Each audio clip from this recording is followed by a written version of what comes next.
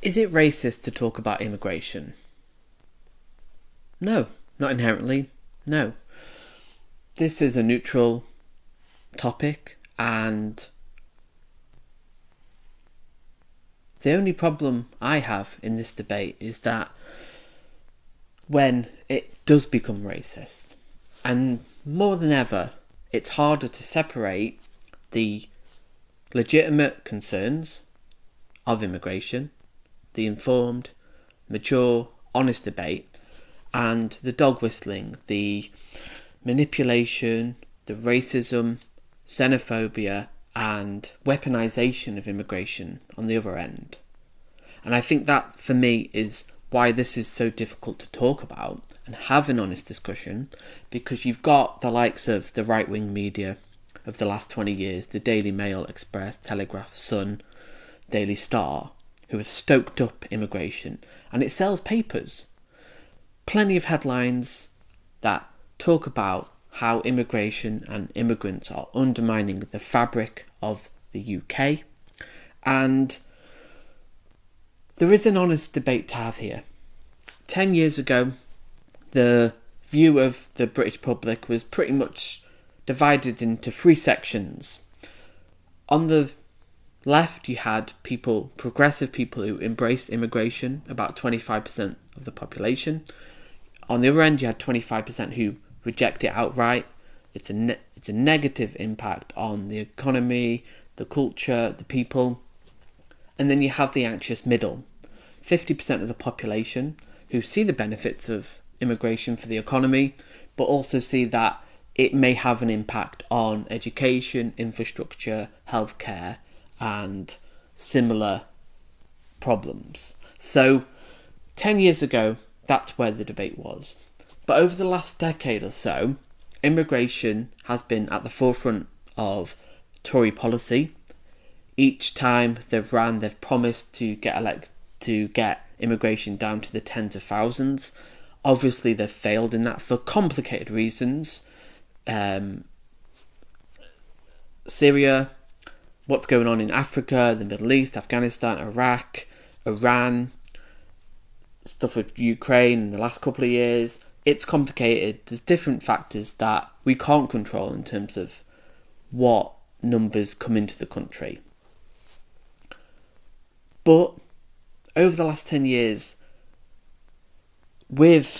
especially recently with reform, the debate has become really difficult because it is hard to separate the legitimate concerns of the anxious middle and those people who are a very vocal minority who couch their racism in dog whistles. And that's why it is so difficult to talk about, because you've got Farage, who is the master of the dog whistle. He is very good at talking about immigration in a seemingly neutral way, but his focus on immigration above all else is a racist dog whistle, because he's not talking about there's other problems, we need to balance the conversation, we need to have an honest discussion about the pros. He will sometimes talk about the pros of immigration, and he doesn't want to stop it completely. But because you have this systematic demonisation of immigrants over the last 20 years, again, the Daily Mail, where these stories are popular and it riles up the base of the Conservatives, and it's very powerful to win elections. Again, that's why the Tories have won over the last few years, up until now, obviously.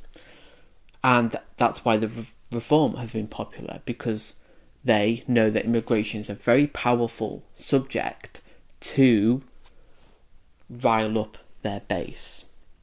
And we need to have an honest discussion about the pros of immigration, and there are many. I think the first one that we don't talk about is the notion of freedom of movement, the notion of freedom, the fact that we should all have the option to live in different countries, and there are countries where it is harder to get into those countries, or it's very difficult. And I think we've got a fair system where people can come over, contribute, add to the tax, add culturally, and be a part of the country. And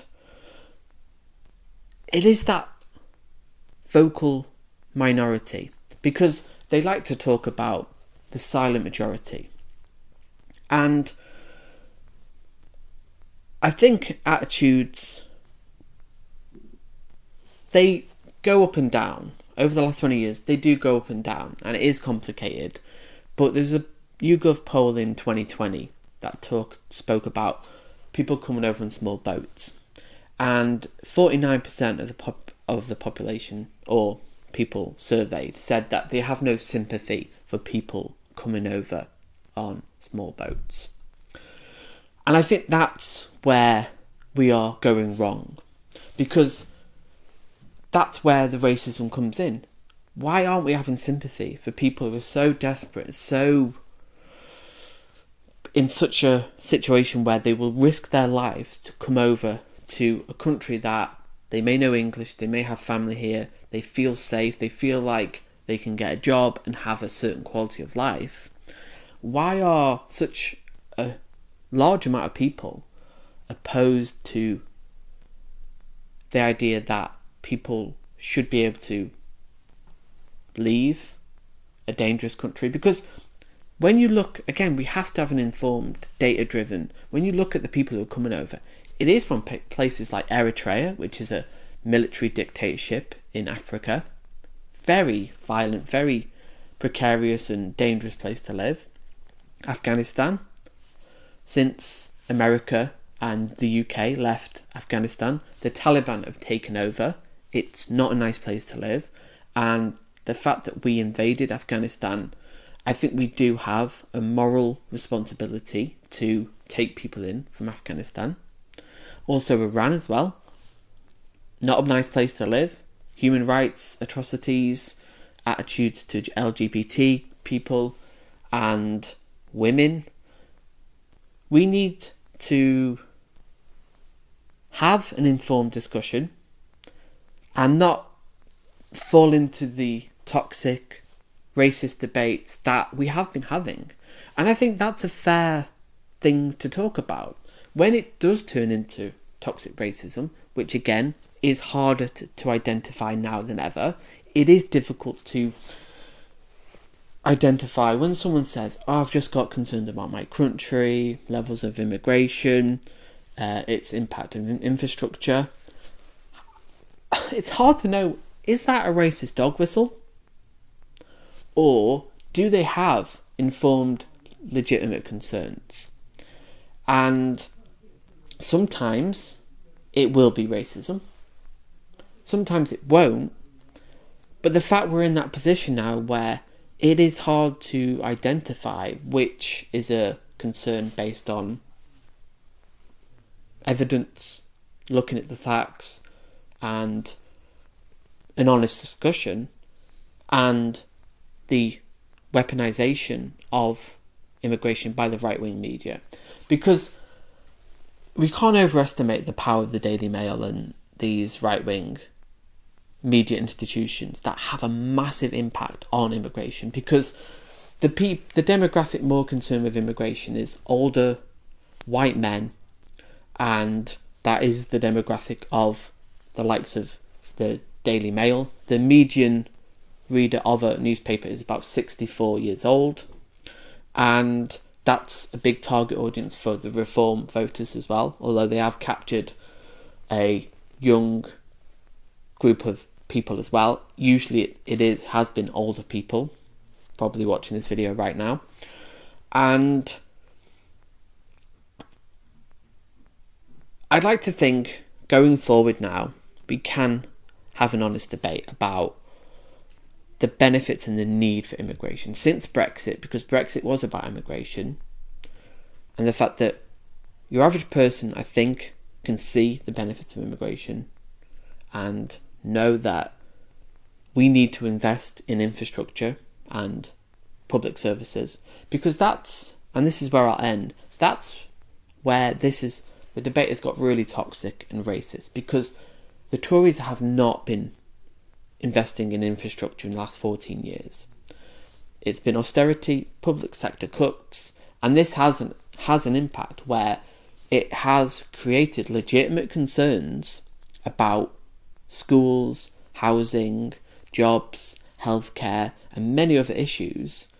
But the right-wing media have weaponised this and used immigration for a means to blame immigrants for a lot of our problems. And I think there is an honest debate to be had, but it needs to be balanced, informed, and know that in the coming years, the coming decades, with climate change, 1 billion people will be displaced by 2050. And we need to have an honest discussion about how we want to approach immigration, because the politicians don't trust the public, and the public don't trust the politicians, and there is no easy solutions to this. So comment below, how do we kind of get through this muddy water, and what hope is there for an honest debate about this, because we're not having it. I'll see you in the next video.